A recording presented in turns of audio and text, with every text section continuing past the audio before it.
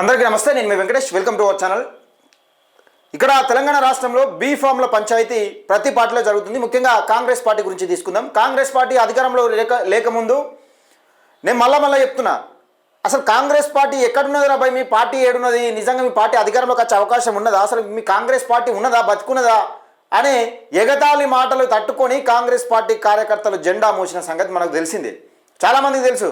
ఎందుకంటే కాంగ్రెస్ పార్టీ అసలు తెలంగాణ రాష్ట్రంలో అధికారంలోకి వస్తుందా రాదా అని ఎవడు కూడా ఊహించలే. కానీ బీఆర్ఎస్ పార్టీ వ్యతిరేకతను కాంగ్రెస్ పార్టీ గెలిపించేటట్టు చేసింది తెలంగాణ రాష్ట్రంలో.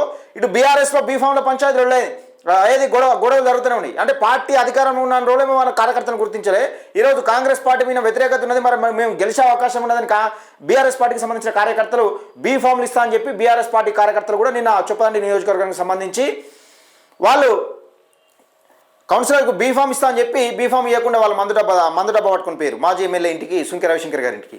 అట్లా జరుగుతూ ఉన్నది బీఆర్ఎస్ పార్టీలో. ఇక కాంగ్రెస్ పార్టీకి సంబంధించి తీసుకుందాం. కాంగ్రెస్ పార్టీ కూడా మేమేం తగ్గాం, వెనుకకు తగ్గేదేలే, మేమేమైనా తక్కువ ఉన్నావా అన్నట్టు వీళ్ళు కూడా అదే పని చేస్తూ ఉన్నారు.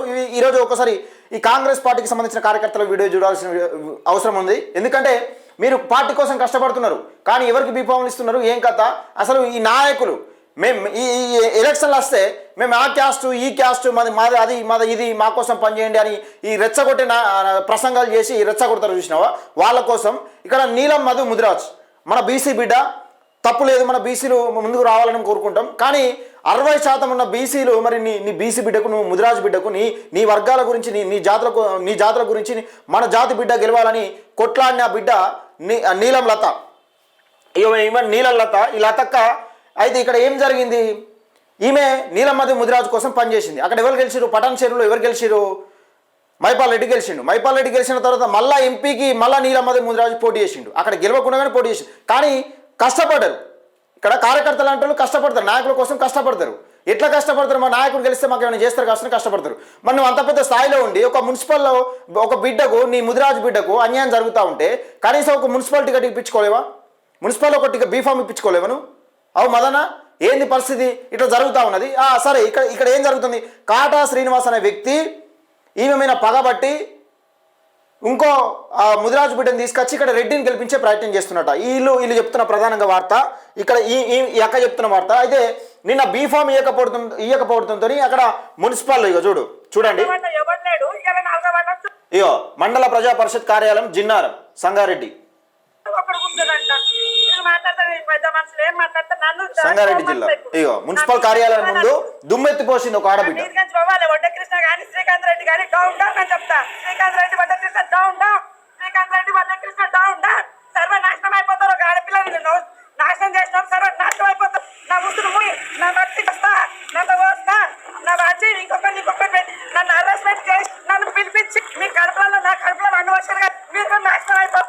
నేను ఎంతవరకు పోతా, రేవంత్ దగ్గర కూడా, సెక్రటేరియట్ దగ్గర పోతా, మహేష్ గౌడ్ దగ్గర పోతా, వివేక ఇన్ఛార్జ్ దగ్గర కూడా పోతా. నేను ఒక మహిళకు మోసం చేస్తారా? చిన్నారంలో హెడ్ క్వార్టర్ మున్సిపల్ ఇదా మహిళకి ఇచ్చే గౌరవం ఇదా? మీరు రేవంత్ రెడ్డి ఎందుకు ఇచ్చిండు?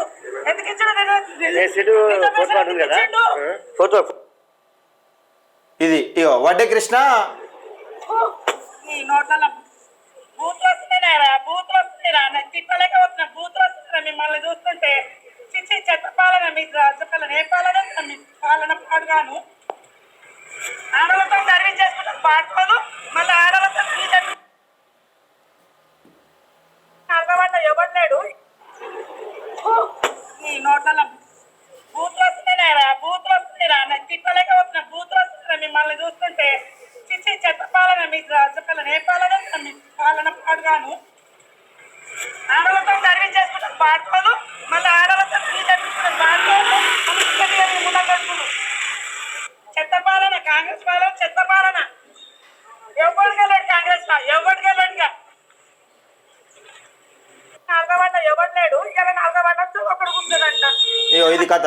కాంగ్రెస్ పాలన అంతా చెత్త పాలన, ఇంకోటి లేదు. కాంగ్రెస్ అసలు దిక్కుమాలిన పాలన అని తిడుతా ఉన్నది, దుమ్మెత్తిపోసింది.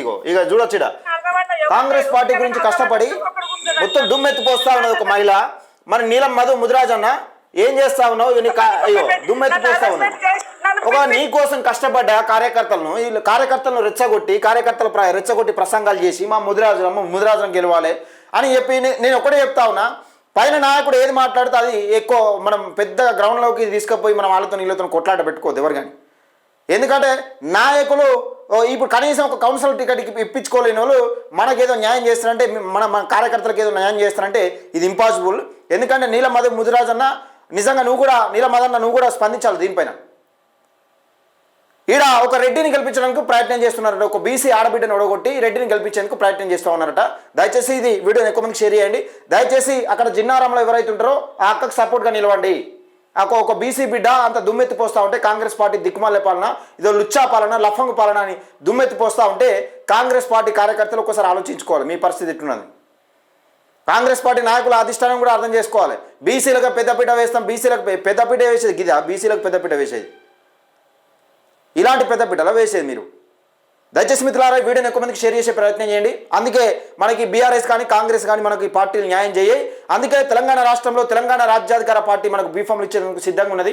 మీరు ఒక ముందడుగు వేస్తే మన కోసం మన హక్కుల గురించి ఈ దిక్కుమాల పార్టీలు, ఈ కాంగ్రెస్ పార్టీ బీఆర్ఎస్ పార్టీ అని ఈ రెండు పార్టీలు ఉన్నట్టు మనం కొట్టుకొని సస్తా ఉన్నాం. ఒక్కసారి ఆలోచన చేసుకోవాలి. దయచేసి వీడియోని ఎక్కువ మందికి షేర్ చేసే ప్రయత్నం చేయండి, లైక్ చేయండి, మన ఛానల్ని సబ్స్క్రైబ్ చేసుకోండి.